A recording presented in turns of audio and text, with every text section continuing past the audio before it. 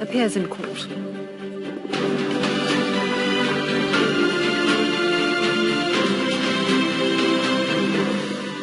I'm Kim Vanel. This is Al Jazeera Live from Doha. Also coming up, large parts of Syria experience electricity blackouts after an explosion damaged a pipeline supplying gas to power plants. The Belarusian president's flight of defiance as hundreds of thousands protest below in the biggest rally yet against his rule. Plus, Hong Kong joins the global race for a COVID-19 vaccine, but that's raising some concern among activists.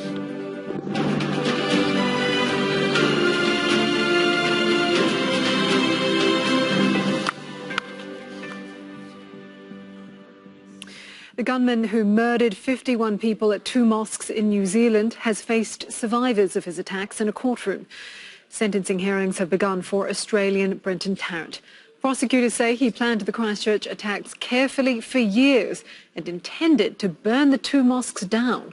Tarrant has already pleaded guilty to dozens of charges and faces a life sentence without parole. Losing my beloved son is like feeling the pain of labor in my womb again and again.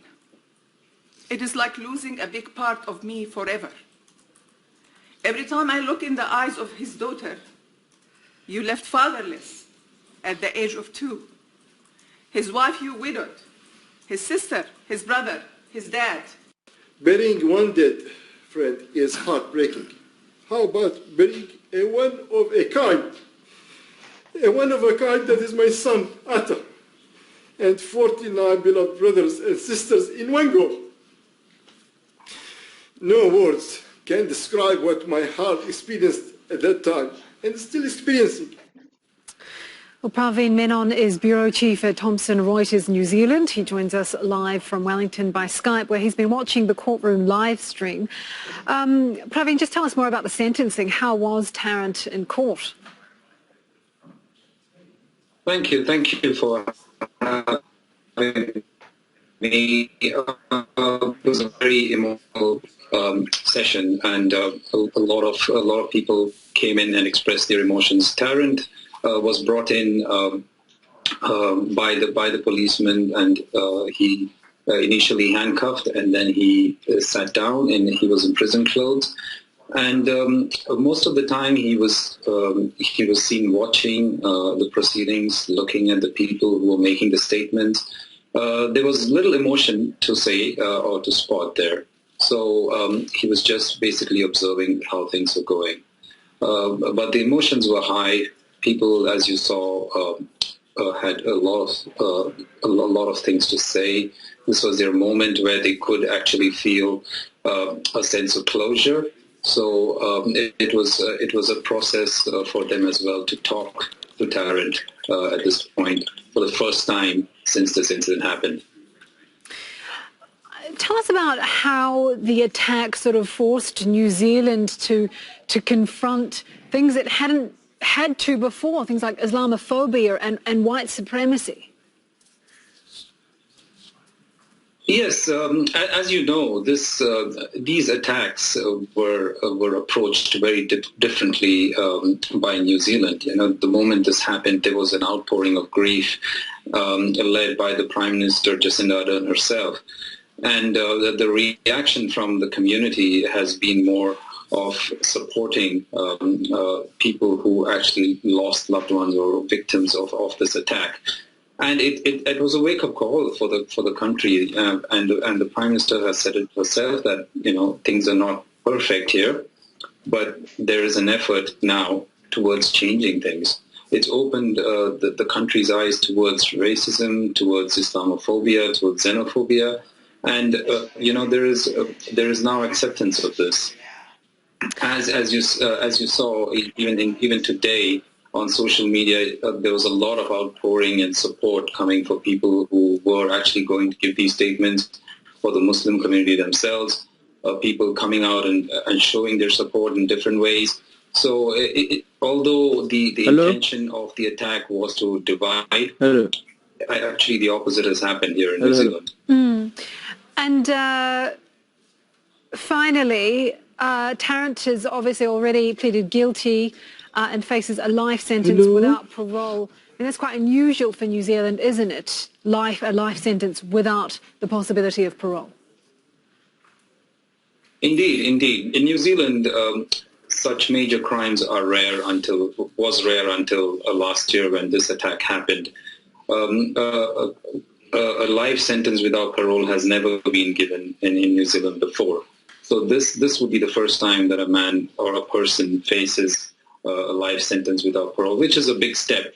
But the nature of the crime and the extent of the impact that has caused this may force the court to lean towards it. We don't know. We will know in the next coming days. At some point during this week, Tarrant will get an opportunity to speak himself. There is a lot of restrictions on what the media can actually report from the courtroom. So we will have to see how that plays out. But after the victim statements and after Tarrant's statement, the judge will put everything together and take a decision on Thursday. Okay, thank you for that. Praveen Menon, Bureau Chief at Thomson Reuters, New Zealand. Thank you. Power is gradually being restored in Syria after a major gas pipeline explosion left large parts of the country without electricity. Firefighters have now managed to put out the blaze on the Arab gas pipeline just northeast of the capital, Damascus. This was the scene a few hours ago. There are no details yet on what may have caused the explosion, but the oil minister is suggesting it could be an act of terror. A US envoy has blamed ISIL. Zaid Hoda has been monitoring the situation from Beirut in neighboring Lebanon. The Syrian oil minister at first suggested that this could be a terrorist attack. Hours later, he said, after assessing the situation on the ground, that this was a terrorist attack. He did not provide more details. There has been no claim of responsibility. The area where this explosion occurred between Adra and El Dumair, these are in the countryside of Damascus, an area under the control of the Syrian regime. In fact, there is no opposition presence around that area. If we look further south, Dira, where there's a low-level insurgency, that's approximately 100 kilometers away. To the further east, you do have pockets of ISIL territory in the desert, but that too is quite far. So it's still not clear on what basis the minister is saying that this is a terrorist attack. Could it be, if indeed it is, then it is an indication that areas under the government's control are still not safe. But since 2018, really, the government has cleared the areas around the capital. The opposition controls territory in the north of the country. In the south, it is under the control of the regime, even though there is a low-level insurgency there, because there are many different security agencies who are which are vying for influence. And then you have, for example, the rebels, so-called reconciled rebels, who are believed to carry out some attacks. But in the overall picture, areas under the government control, we haven't been seeing attacks like this. They have remained relatively stable in the past 2 years. 2 explosions in the southern Philippines have killed at least 10 people. Several others are injured in the town of Jolo in Sulu province. Initial reports say a homemade bomb on a motorbike exploded close to military vehicles. There's been no claim of responsibility. And one of the biggest protest crowds seen in Belarus has packed the center of the capital, Minsk. An estimated 200,000 people repeated their demands for President Alexander Lukashenko to resign, despite warnings and the military being put on standby. Our correspondent Step Varson is in Minsk. After a week of threats coming from Lukashenko, this is a reply from the people of Belarus. Tens of thousands took to the streets of Minsk in defiance, their fear replaced by anger. While armed soldiers and police were standing by, families with small children shouted the president should step down. Yes, we have passed police several times, and we're not afraid anymore, and our children are not afraid too. Do you think Lukashenko now will get the message? I don't think he's able to get the message. But I hope people around him will still be getting these messages more and more and will leave in his team and join our team. Why are you not scared? I don't know. I'm just not scared. Because, you know, the good people win, always. It could be earlier, could be later, but they win always. Put Lukashenko in a detention vehicle, these people are chanting. Meanwhile, all Soviet music is coming from the government's loudspeakers, along with orders to stop the unofficial gathering. While the authorities keep ordering them to leave the square, these people are not going anywhere. With the military on standby, this is the biggest act of defiance we've seen in Belarus so far. Since the disputed presidential vote on August 9, protesters have been defying the authorities by gathering every day, calling for an end to President Lukashenko's 26-year rule. Ahead of Sunday's rally, the Belarus army rolled into the central city streets, a warning to those marching that any unrest near monuments and statues would not be tolerated. But the feared violent crackdown did not happen.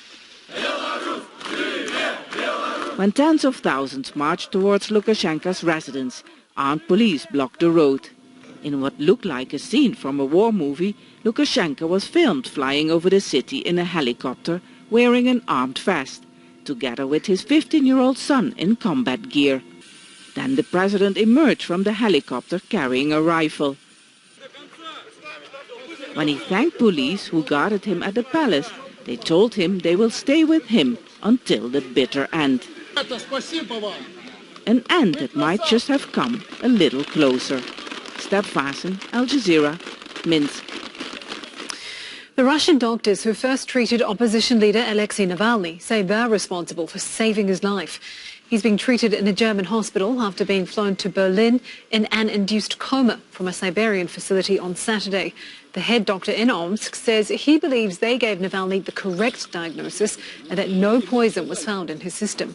Navalny is the latest in a long line of Kremlin critics to become seriously ill or die in apparent poisonings. Well, Dominic Kane is in Berlin and has more on Navalny's condition.